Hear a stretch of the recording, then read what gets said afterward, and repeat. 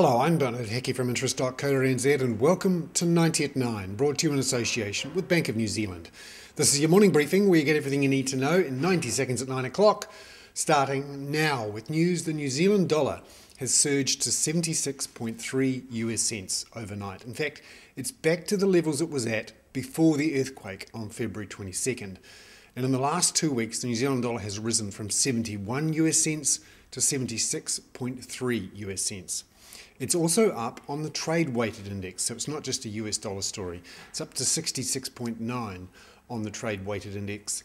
It was the strongest currency in the world overnight. Now, there's a couple of reasons for this. The Australian dollar is rising quite strongly. In fact, it had a record post-float high of $1 US and 3 cents. But also, New Zealand is borrowing heavily. Firstly, the government is borrowing at $750 million in a bond auction that was announced yesterday and will be completed today.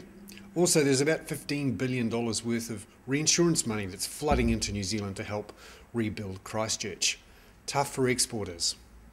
Meanwhile, the euro was up overnight. There was more talk from the European Central Bank that rates there will rise. Back in New Zealand, Colorado, the retailing group, has been put into receivership, also in Australia.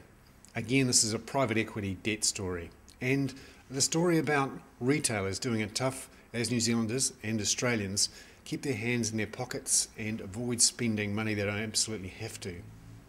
And in Christchurch, figures out from the airport there showing visitor numbers are down 20% in the 5 weeks since the earthquake. It's not as bad as I thought it might have been. However, Jetstar announced overnight that it would cancel flights, not all of them, just a couple, into Christchurch because of a drop in demand. Qantas, meanwhile, Jetstar's parent, has announced big cuts in various spending and flights as it deals with a higher fuel price, lower demand, and the problems with the Queensland floods and the earthquakes in Christchurch. I'm Bernard Hickey. That was 90 at 9, brought to you in association with Bank of New Zealand.